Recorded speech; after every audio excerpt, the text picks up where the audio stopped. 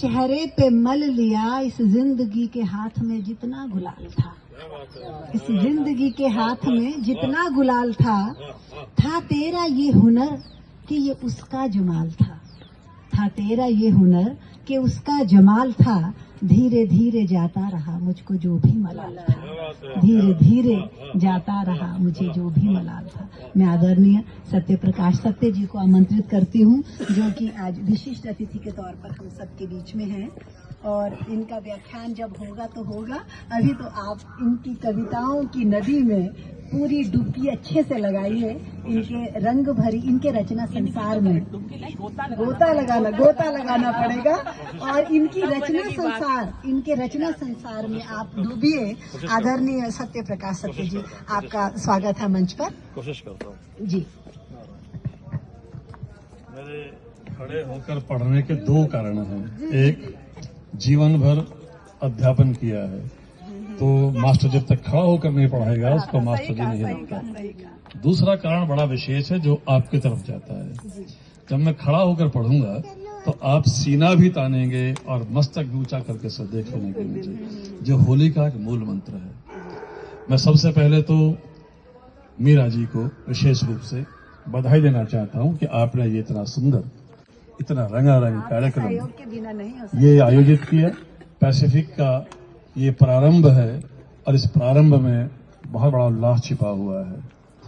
मैं हृदय से आप लोगों को बधाई देना चाहता हूं। दूसरी एक बात आपको और अपने अनुभव से शेयर करना चाहता हूं, साझा करना चाहता हूं कि बबूल के जंगल से बेहतर होता है केसर की छोटी सी क्यारी। वाह, क्या कहना है। भारी पड़ती है केसर की क्यारी बबूल के वन पर। बस वही मेरी केसर की क्यारी जो आज आपने सजाई है। साधुवाद और बधाई आपको। मुझे बहुत आशा है इस बार कि हम और आगे बढ़ेंगे, बहुत आगे बढ़ेंगे, और जितना भर भी हमने दुनिया भर में काम किया है, अब आवश्यकता है कि हम अपने घर में भी कुछ करके दिखाएं। वरना जंगल में मोर नाचा किसने देखा, तो किसने देखा। और जंगल भी अपना और मोर भी अपना, नृत्य भी अपना, और नृत्य भी अपना। एक और जो मैं अपना अनुभव साझा करना चाहता हूँ कि मुझे इतनी खुशी हुई है कि हमारे सामने श्रोता नहीं है, ये प्रबुद्ध ये रचना धर्मिता को समझते भी हैं। क्योंकि जिसको सोचकर लिखना पड़े, मीरा जी, जिसको सोचकर लिखना पड़े उसे गद्य कहते हैं। जी। और जिसको लिखे बिना रहा ना जाए उसे पद्य कहते हैं। वाह, क्या कहना है। 16% कहानीकार, उपन्यासकार और गद्य लेखक अपने इर्द गिर्द जितने भी चरित्रों को देखता है, उनके मनोभावों को समझता है, पढ़ता है, उनके अंदर प्रवेश करता है और फिर उनके भावों को लिखता है। लेकिन कवि क्या करता है, सारे चरित्रों को अपने अंदर प्रविष्ट कर लेता है और फिर जो आत्मा में बैठाकर उनकी मनोभावना को कहता है, वो कविता है। यह मामूली काम नहीं है, लेकिन बहुत नजाकत और बहुत सॉफ्ट काम है, और हम बहुत सौभाग्यशाली हैं। मुझे पद्मश्री गोपाल दास नीरज जी के साथ बैठने का अवसर मिला।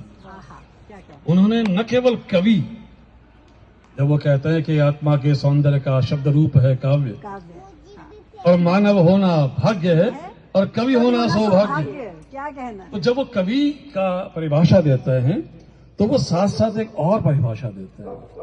वो परिभाषा पहले पढ़ दूं, उसके बाद फिर आपको एक मैं होली का और फिर एक रचना आपको दूंगा, जितना भर भी है।